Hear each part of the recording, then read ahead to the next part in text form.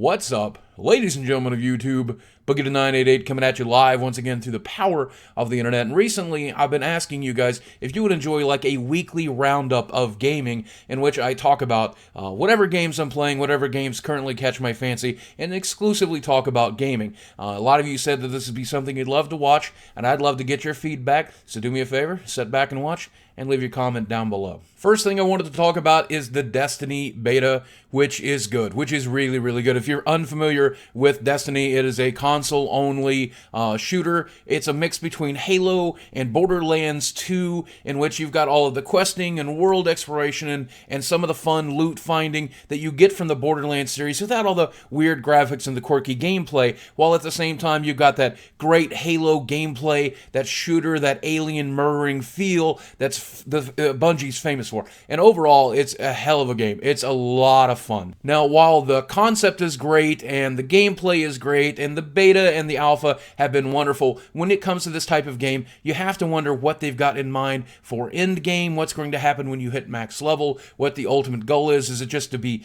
PvPing? Is it to have raid bosses? What the plan is? And we really don't know that from the alpha and the beta, so I think it's safe to pre-order this game, and I certainly have done so, but at the same time, I'm worried about that. Is the game just really good in its alpha beta form, or is it going to be good overall? But overall, I've had so much fun streaming it. I gave away 5 beta keys over the weekend via Twitter. I'll probably give 5 more away at some point today. Hopefully you could be one of the lucky people to grab one of those beta keys. This week launches the expansion Curse of Naxxramas for the collectible card game Hearthstone, which is one of my favorite games from this last year. I played it in beta, I played it in live, I streamed it many, many times, and it's my absolute favorite game to stream, and we've been waiting quite some time for this expansion to finally drop, and now it's finally here. If you're unfamiliar with Hearthstone, Hearthstone is a online collectible card game. Think Magic the Gathering, Yu-Gi-Oh!, Pokemon, that kind of game, with its own unique blend set in the World of Warcraft universe. Now, it's digital only, there's no physical cards, so the only way to play it is online, but they really take advantage of that format by doing things that you could only ever do in a digital card game. This expansion takes full advantage of that by allowing you as a single player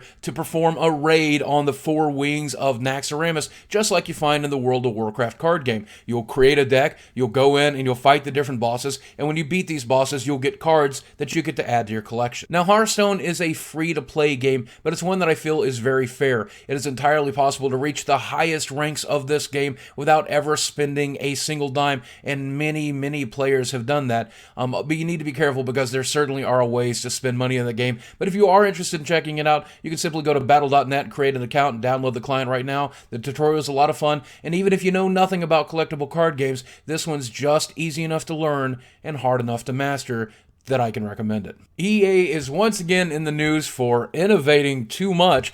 This time when it comes to the Sims 4 game, the sequel to the History franchise, by creating a premium service for Sims 4 players. This news, which was apparently accidentally leaked by their own trailer for the game, will include early access to 3 different packs of downloadable content. Now, whether or not these turn out to be expansions or just simply item packs that you can download for the game is completely unknown at this time. But what we do know is that the Sims franchise is known for having an exploitable number of downloadable content pieces. If you look at Sims 3, it would cost you hundreds of dollars to access all of the content that you'd want, and we can expect the same thing from Sims 4. Premium service almost just adds insult to injury at this point, but you gotta know, if you're buying The Sims 4, you probably already know what you're in for. But even longtime fans of the franchise, who are not quite as cynical as me, have some legitimate complaints with the launch of Sims 4. There is no swimming pools in the launch of the game. There is no infant stage for Sims, and presumably these will be tacked on as DLC later.